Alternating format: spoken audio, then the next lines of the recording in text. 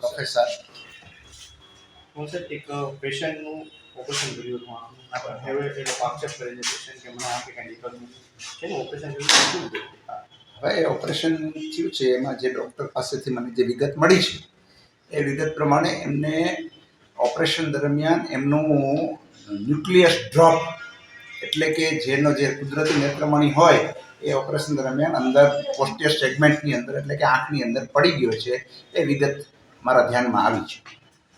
Sir ડૉક્ટરે એવું પણ કીધું તમે અહીંયાથી અમદાવાદ લઈ જાઓ કોઈ પૈસા હવે આપશે તો આમાં ડૉક્ટરની કોઈ ભૂમિકા છે? અચ્છા, હવે એ સંજોગોની અંદર કે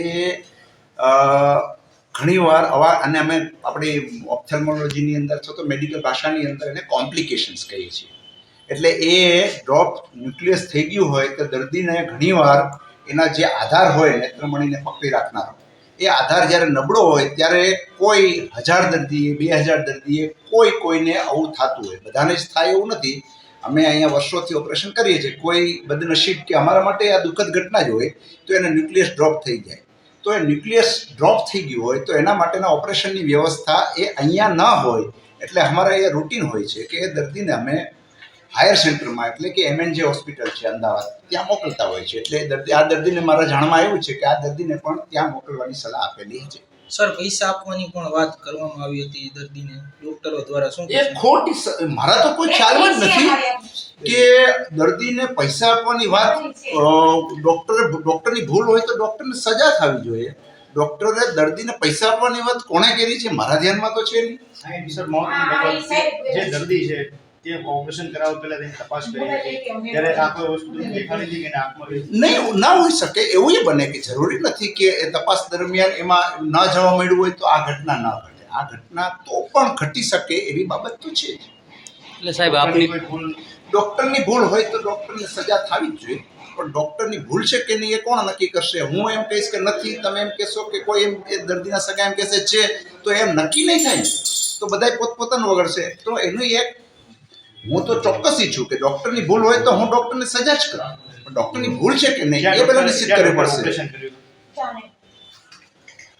ડોક્ટર હા બોલો. હા મેડમ એક જ મિનિટ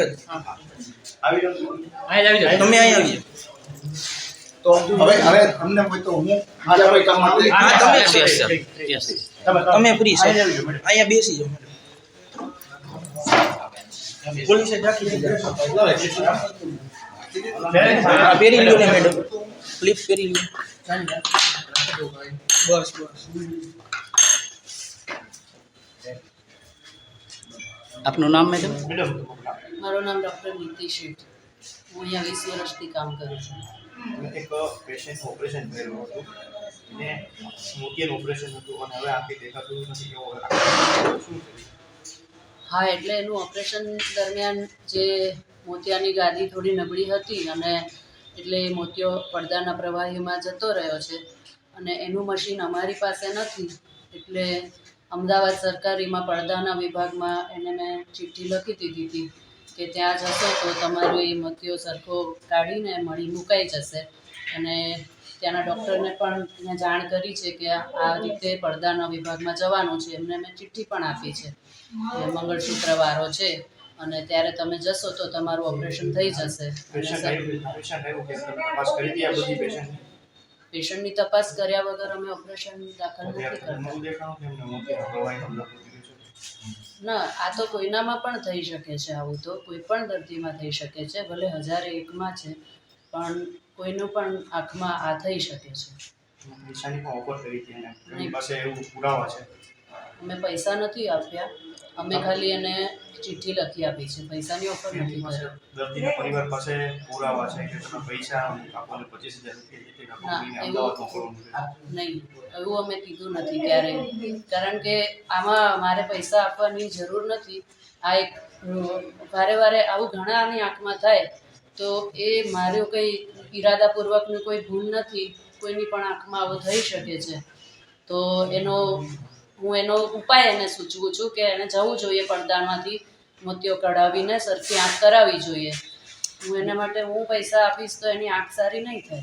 મેડમ એનું એમ કે treatment ખાનગી કરવાનું રૂમમાં તમે બેસાડી કંઈક વાતો કરી હતી ખાનગી- આક્ષેપ એ લોકોનો શું કહેશો? તમારી કોઈ બેદરકારી ખાનગી છે જે એવું દર્શાવી રહ્યા છે લોકો કે ડોક્ટરની બેદરકારીથી આ બધું થયું જો બેદરકારી હોત તો હું એને ચિઠ્ઠી લખીને આપત જ નહીં કે તમારા પડદામાં આ તકલીફ છે. થઈ તો છે. ખાનગી રૂમમાં બેસાડવાની મેં કોઈ ખાનગી રૂમમાં વાત નથી કરી. કોઈ ખાનગી રૂમમાં મેં વાત નથી કરી. મારી સાથે બીજા ડૉક્ટર હતા અને મારે ખાનગી વાત કરવી હોત તો અમારા હેડ ઓફ ડિપાર્ટમેન્ટ કે કોઈને ફાઇલ લેવા તરત માટે જ ઝપાઝપી થઈ હતી સીસીટીવીમાં હશે એવું? ફાઇલ લેવા ઝપાઝપી નહોતી થઈ. મેં એમને કીધું હતું કે મેં તમને જે ચિઠ્ઠી આપી છે ને એના ઉપરથી તમે અમદાવાદ જતા રહ્યો. તો મેં કીધું મને એ ચિઠ્ઠી હું તમને બતાવું આ ચિઠ્ઠી છે. તો એમણે ઝપાઝપી એકચ્યુઅલી અમને ડૉક્ટરને એમણે ધક્કો માર્યો છે. મને અને બીજા એક ડૉક્ટરને પણ આ બાબતમાં ધક્કો મારીને બહુ ખરાબ રીતે મારી સાથે વર્તણૂક કરી છે. અમદાવાદ કઈ હોસ્પિટલમાં ચિઠ્ઠી લખી દેવામાં આવી અમદાવાદ સિવિલ હોસ્પિટલની ચિઠ્ઠી લખી દીધી છે અને બહુ ધમકીઓ આપી છે. અમારી સાથે ધમકી પણ બહુ આપી છે. મેડમ ધમકી આપી એવું તમારી આગળ સબૂત છે? ધમકી આપી એવું સબૂત છે તમારી આગળ? અમે એવું કંઈ અત્યારે તમે એટલા ગભરાઈ ગયેલા લાગો છો કે તમારી ભૂલ છે, મારી ભૂલ નથી. તો તમે આટલા બધા ગભરાઈ ગયેલા કેમ છો? હું ગભરાયેલી પણ નથી. અત્યારે ચહેરા ઉપરથી એવું લાગે. અમને લાગે છે કે હું ગભરાયેલી નથી. અને એમ કહેશો કે અમે ધમકી આપી અને ફાઇલ આપી ઝપાઝપી અમે કહી દીધું, અમે કહી દીધું. કેમેરામાં લાગે નહીં છે બોલે. કેમેરામાં નહીં બોલે.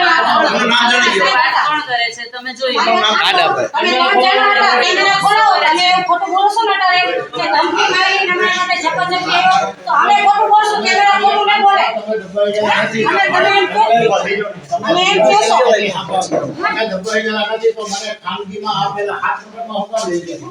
ખાનગી રૂમની તપાસ તમે જ્યાં બધા બેઠા હતા દર્દીને બધા દર્દીને કીધું કે અમદાવાદથી મારા જેવો કેસ આવ્યો હતો, અહીંથી તમે અમદાવાદ ગયો હતો અને અમદાવાદથી મારે રિટર્ન થયો. હું અમદાવાદ ધક્કો ખાઈને આવ્યો. અમદાવાદ એટલે મેં કીધું હા કે આ બધા છે ને તમને લોકોનો આ બધાની મોનોપોલી છે. અહીંથી તમને અમદાવાદ મોકલી, અમદાવાદથી પછી આ બધા સટક મારી કરે.